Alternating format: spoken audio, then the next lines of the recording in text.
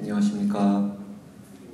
아침에 목소리가 안 나올까봐 커피를 사오려고 밑에 카페를 갔거든요.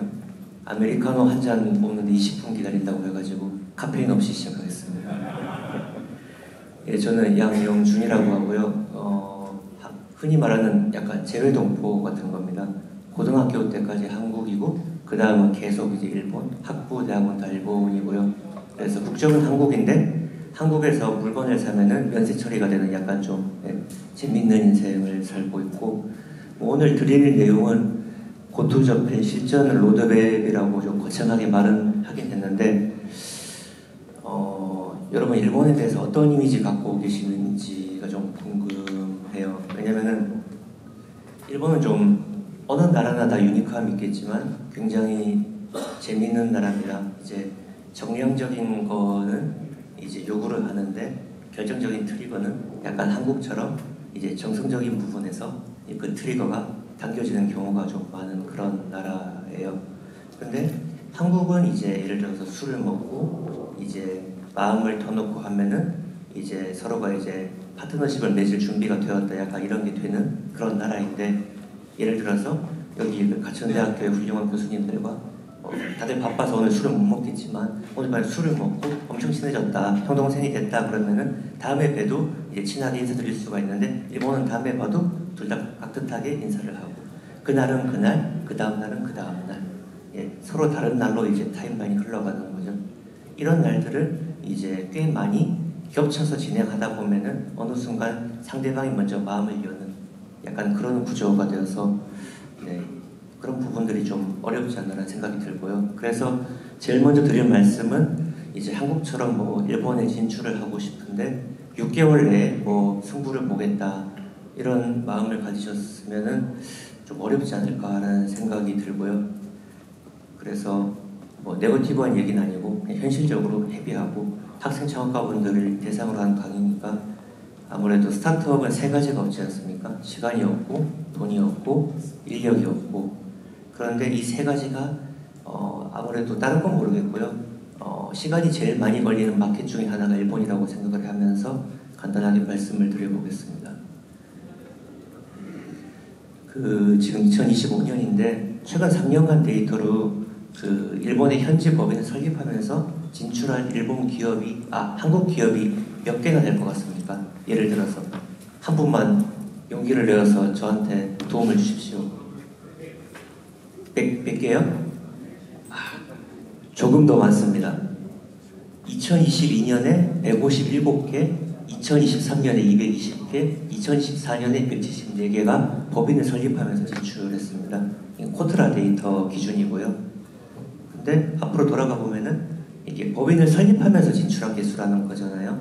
그 말인즉슨 이 법인을 설립하지 않고 예를 들어서 흔히들 말하는 대리점, 뭐 리셀러, 총판을 이용하면서 진출하는 걸 합하면은 1000개가 넘지 않을까라고 생각을 하고 있고, 그런데 대부분 뭐 어느 마켓이나 다 해외 진출 어렵지만 일본 같은 경우는 이제 현지 시장에 적응하지 못해가지고 각종 이제 인터넷에 여러분이 관심이 있는 일본에 진출했다라고 생각이 되는 기업들을 이제 검색해 보시면은 진출을 했다 혹은 이제 뭘 이제 박차를 가하고 있다 이런 약간 온고인 상태의 메시지는 나오지만 실제 거기에서 어떤 눈에 띄는 성과를 거두거나 이제 그런 뉴스는 압도적으로 이제 줄어드는 걸 보실 수 있을 것이고, 그리고 이제 진출 후 2년 이후의 뉴스 기사가 대부분 검색이 되지 않은 경우를 많이 보시게 될 겁니다. 그 말인즉슨 이제 대담하고 용감한 이제 약간 출사표를 던지고 해외로 이제 진군을 했으나 조용히 패퇴하였다라는 게 대부분이라는 거고요. 그래서 뭐 일본뿐 아니라 중국, 이제 여기 인도, 베트남 이제 등 이제 많은 전문가분들이 계시지만 해외 진출은 이제 시장이 불과하고 진짜 목표는 현지에 안착해가지고 지속 가능한 성장을 이뤄내는 거에 있지 않나라는 생각을 하고 있고요. 그래서 저희 회사가 뭐 하는 회사인지 이제 말씀드릴 수 있을 것 같은데, 저희는 일본 기업입니다. 원래는 이제 일본 기업들이 하도 해외를 안 나가는 경향이 있어가지고 좀 데리고 나가려고 만든 회사인데, 뚜껑을 열어보니까 일본 기업보다 한국 기업이 일본에 오고 싶어서 연락이 오는 경우가 한 20배는 많은 것 같아요. 지금도 링크드인 DM이나 아니면 소개로 일주일에 한 3군데 이상은 연락을 받는 것 같은데 미팅을 해보고 3군데 중에 한 군데는 이제 지금 오시면은 큰일 난다라고 만류를 드리고 한 군데는 오셔도 되는데 성공할지 잘 모르겠다. 그래서 실제로 협업하는 곳은 굉장히 좀 확률이 낮긴 합니다. 그만큼 좀 약간 특이한 마켓이라는 점은 기억하고 돌아가시면 좋을 것 같고요. 뭐 간단한 소개입니다. 네, 저는 여기 고향은 여기 서울의 충무를 하고 되게 약간 딥한 곳이 고향인데 예, 뭐 부자 그런 건 아니고요. 아버지 사택이 그때 거기라서 거기서 태어나서 그게 고향이었고요. 그리고 이제 일본 영주권자고 한국이랑 별 인연이 없다가 그 김봉지 의장님이 이제 그 배민을 일본에 진출할 때 어떻게 인연이 닿아가지고 조인했다가 조인한 지 1년도 안 됐는데 딜리버리 히어로한테 5조 원에 팔렸어요. 그래서 팔리고 난 다음에는 딜리버리 히어로에서 약간 사업개발 부장 헤드 오브 비즈니스 데벨롭먼트라는 거를 했고 그리고 저는 일본, 한국, 이제 독일, 프랑스를 기본적으로 일본 베이스로 출장 왔다 갔다 하면서 대기업 스타트업 하면서 뭐 제로 투 원, 뭐 모니타이제이션 이런 거를 하면서 이제 사업을 해보니까 대기업, 외국계 기업, 뭐 중소기업, 이제 뭐 스타트업 할 것 없이 실패하는 포인트가 대동소이한 거예요. 대기업처럼 자본이 있다고 이 실패하는 이 데스밸리를 넘어갈 수 있는 것도 아니고 스타트업처럼 자본이 없고 네임밸류가 없다고 여기서 무조건 꼬꾸라지는 것도 아니고 그래서 이러한 템포에서 이런 이제 단계를 하면은 이걸 넘어갈 수 있지 않을까라는 거를 제가 코로나 이전부터 저 나름대로 가설을 세워가지고 회사를 다니면서 돈을 받지 않고 볼런티어처럼 일본 기업들, 한국 기업들 이제 도와주다가 그 제일 오래 도와준 일본 기업이 맨날 문자는 미안하니까 그 돈을 주고 싶다. 그래서 제 개인 계정을 가르쳐줬거든요. 화를 내더라고요. 또 개인한테 보내면 이거는 뭐 배임이나 횡령 그런 거 의심을 받으니까 법인을 만들어라. 그게 YG 컴퍼니 시초입니다. 2018년 이 정도 때. 그래서 2023년에 이제 법인을 만들었고요. 그래서 뭐 간단하게 말씀드리면은 일단 기본적으로 추진 플랜이 좀 길어요. 뭐 추나 추동 한 사이클을 보려면은 사실 한 3년은 보셔야 되는데 3년을 이제 보고 들어올 정도의 이제 자본력이나 대표님의 인내심이 있는 나라가 잘 없잖아요. 그래가지고 일단 1년으로 이제 최대한 이제 함축적으로 담아봤을 때 1년을 해야 이제 시장 조사부터 시장 적합성 검증, 흔히들 말하는 POC, 뭐 프로덕트 마켓 fit 이런 걸 하고 현지 사업 인프라를 구축하고 그리고 현지의 타겟팅을 맞춰서 B2B가 되었던 B2C가 되었던 B2G가 되었던 B2G도 마케팅을 해야 되는 거 아시죠? 이게 뭐 인플루언서 마케팅이나 그런 마케팅이 아니라 좀 다른 마케팅. 예를 들어서 뭐 로빙이 될 수도 있고 그리고 이제 현지 기업하고의 전략적 파트너십 구축 및 그 제일 중요한 게 거기서 이제 지속적으로 살아남게 하기 위해서 성장 기반을 확보하는 게 필요합니다. 그래서 뭐 어떤 섹터가 되었던 간에 일본에서 하려면은 현지를 알기 위해서 현지 시장 조사를 하고 이 시장 조사에서 이제 도출된 인사이트나 팩트를 바탕으로 어떻게 진출할 건지 고투마켓 스트래티지를 짜고 그 전략을 바탕으로 이제 현재 인프라스트럭처를 구축을 해야 돼요. 왜냐면은 한국 기업이 일본의 뭐 대기업 오픈 이노베이션 팀이나 일본의 벤처 캐피털, 코퍼레이터 벤처 캐피털이랑 협업을 하자는 연락이 너무 많이 가거든요. 저희 YG 컴퍼니하고 이제 협업을 긴밀하게 하고 있는 일본의 VCCVC가 40개사인데 대부분 다 하는 말이 솔직히 검색해봐도 뭐 한국어 못하니까 잘 모르겠고 솔직히 그 사람이 그 사람 같고 이 회사가 이 회사 같은데 잘 모르겠다 해서 그냥 검토 안 하려다는 경우가 많아요. 그래서 검토를 일단 협업의 검토를 받기 위해서는 제일 중요한 게 신뢰를 쌓아야 됩니다. 근데 아까 말씀드린 것처럼 일본은 신뢰를 쌓으려면은 시간이 걸리잖아요. 근데 이 시간을 이제 제로로 만들 수는 없지만 1년 걸릴 걸 한 10개월 걸릴 걸 8개월로 줄일 수는 있죠. 그게 일본 현지에 법인을 설립을 하고 일본 현지에서 예를 들어서 일본인 직원을 고용을 하고 그래서 우리는 이 일본이라는 소사이어티에 들어와서 이 에코시스템에서 우리는 이제 헌팅을 하러 온 게 아니라 파머로서 같이 키워서 너희랑 같이 이제 수확을 하고 싶다라는 것을 행동으로 보여주는 것.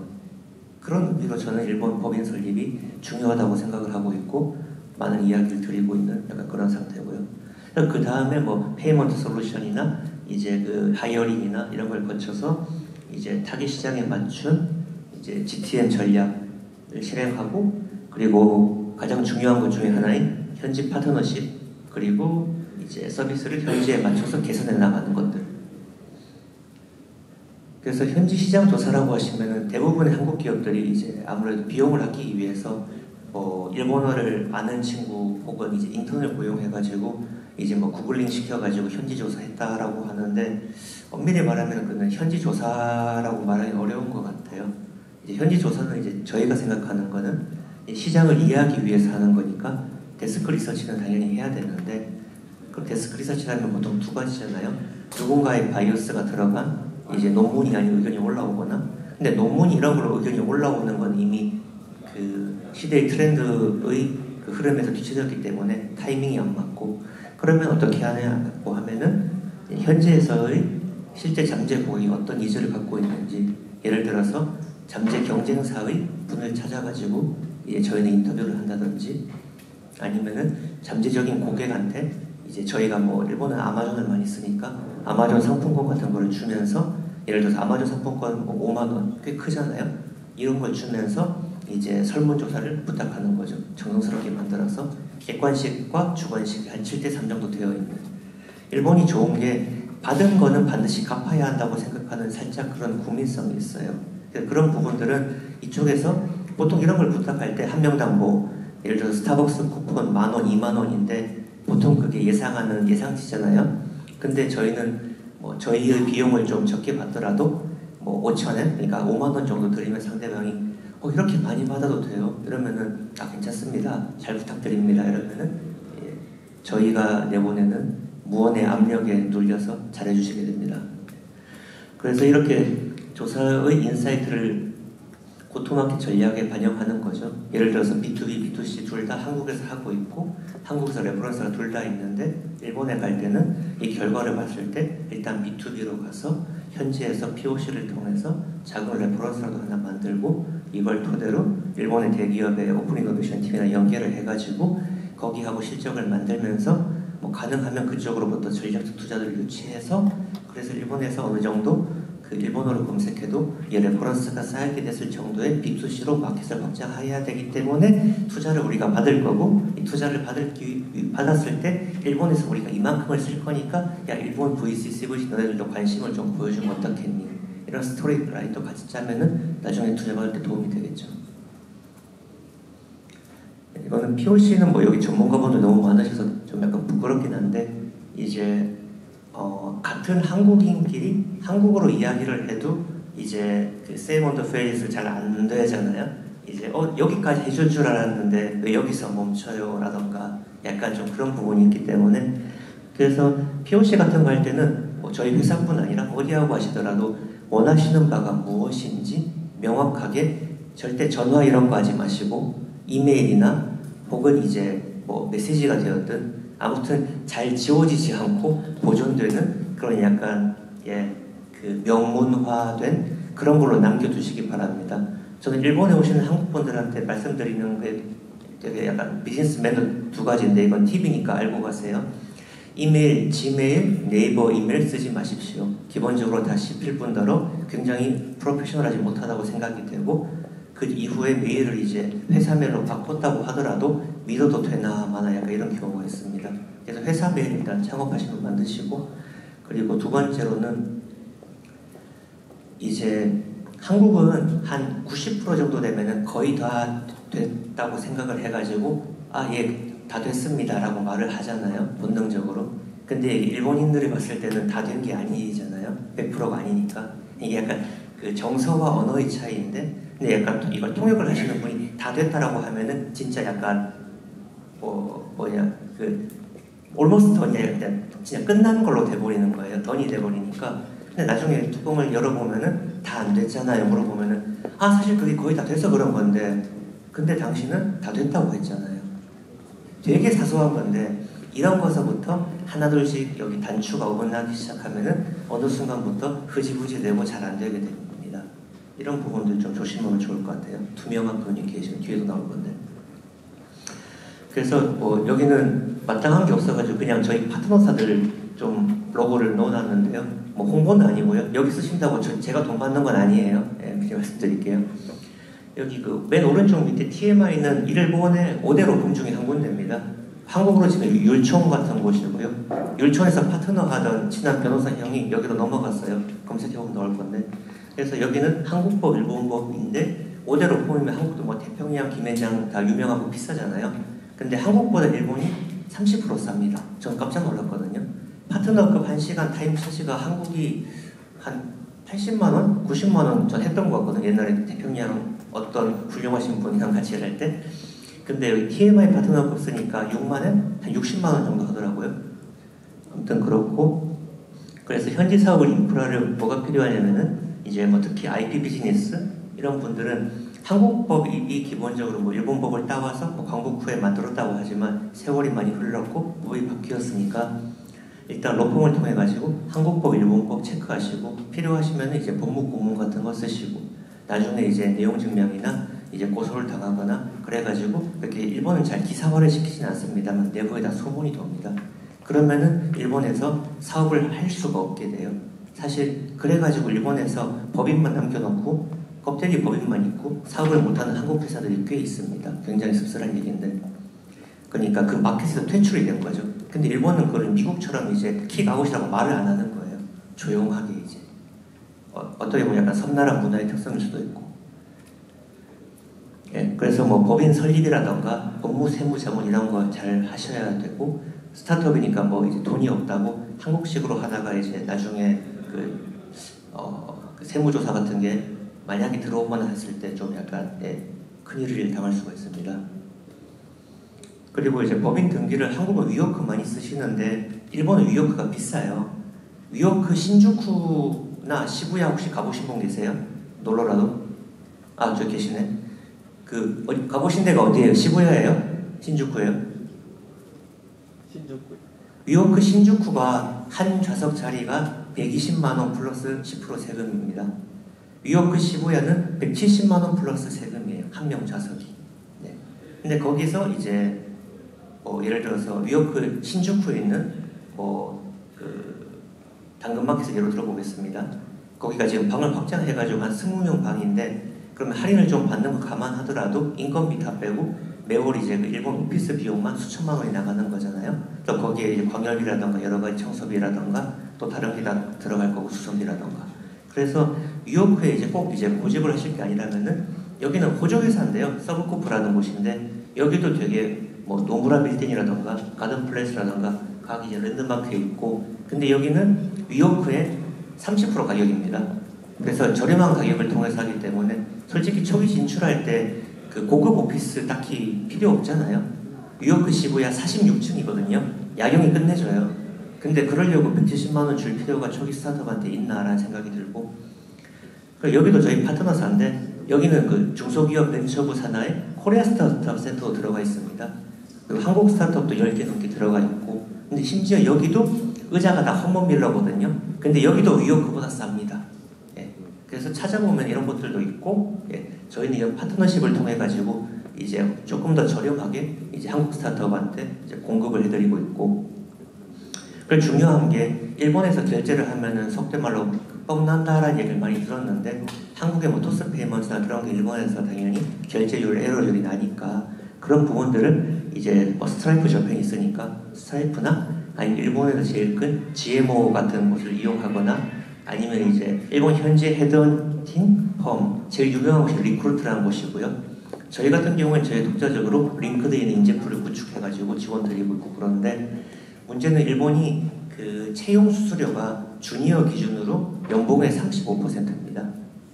그러면은 연봉이 1억이면은 수수료가 3,500만 원. 근데 이건 주니어 기준이니까 시니어들은 보통 연봉의 50%를 줘야 돼요. 그럼 2억이면 1억이 나가는 거니까 2억의 법인적으로 뽑으려면 3억이 나가는 거죠.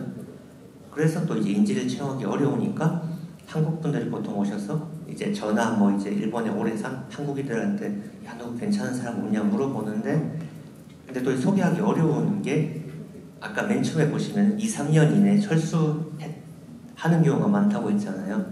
근데 이런 분들이 찾는 게 굉장히 고급 인력일 거란 말이에요.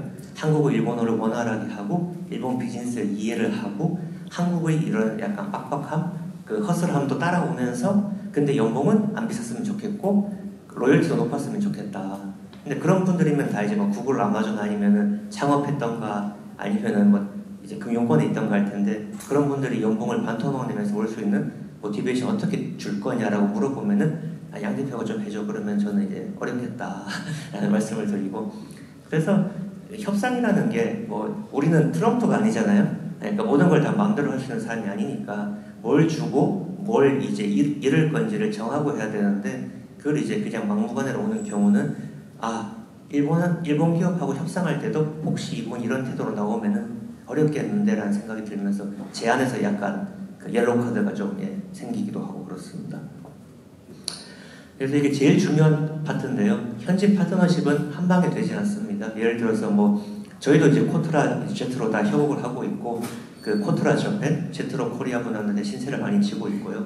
근데 그 소개를 받았다고 이제 다 되는 게 아니고 당연히 이제 그런 준정부기관이 소개를 해주시면은 기본적으로 만나보려고 할 겁니다. 최소한. 그래야 그분들한테 이제 폐를 끼치는 게 아니니까. 근데 만난 다음에 팔로우업이 잘 되냐? 그러면 잘 안 돼요. 왜냐면 상호간의 KPI가 안 맞으니까. 그래서 이제 기본적으로 이제 믿을 만한 분을 통해서 소개를 받고 만났을 때 일본에서의 소개는 그런 겁니다. 예를 들어 제가 그 학장님한테 저희 교수님을 소개한다. 이것은 제가 그 교수님과의 그동안에 쌓아온 제가 학생 시절에 보여준 모습 그리고 지금 이제 사업가로서 보여주는 모습 이런 거를 다 걸고 이분을 소개했을 때 우리 교수님의 시간을 빼앗지 않을 뿐더러 유익할 거라고 나는 확신을 하기 때문에 소개를 드리는 거다. 라는. 그래서 일본에서 소개는 빈도가 굉장히 잦지 않습니다. 굉장히 드물어요. 약간 웃긴 얘기인데 그래서 일본에 소개팅이 별로 없습니다. 소개팅을 했다가 책임을 못 지니까. 그래서 한국처럼 이제 소개팅이 잘 되어 있지 않으니까 역으로 데이팅 어플리케이션 엄청나게 발달해가지고 마켓 규모가 한국의 20배 가까이 될 거예요. 엄청나게 큽니다. 여담이었고요. 그래서 현지 피드백을 반영해가지고 프로덕트를 잘 만드셨으면 좋겠다라는 게 생각이고요. 그래서 정리하자면은 저희 회사는 이런 거 하고 있습니다. 저희는 그 도쿄도의 공식 파트너사고요. 그래서 예를 들어서 가천대가 도쿄도에서 이제 컨퍼런스를 하고 싶다 그러면 도쿄도의 공식 시설, 이제 도쿄도역 바로 앞에 있는 곳을 이제 공짜로 쓰실 수 있습니다. 그래서 그런 것도 협업이 가능할 것 같고, 시장 조사부터 저희는 이제 그 투자 유치, 캐피털 레이징이나 현지 M&A 자문까지 하고 있고요. 저는 M&A 전문가가 아닌데 저희 멤버 중에서 그 투자은행 출신인데 그 저펜 에어라인이라고 자리라고 있잖아요. 그걸 IPO 시킨 이제 큰형님이 계셔가지고 아주 훌륭하신 분이 잘 도와주고 있습니다. 간단하게 이 정도고요. 필요하신 거 있으면 이제 이메일이나 링크드에 연락 주시면은 도와드릴 수 있도록 하겠습니다. 감사합니다. 네.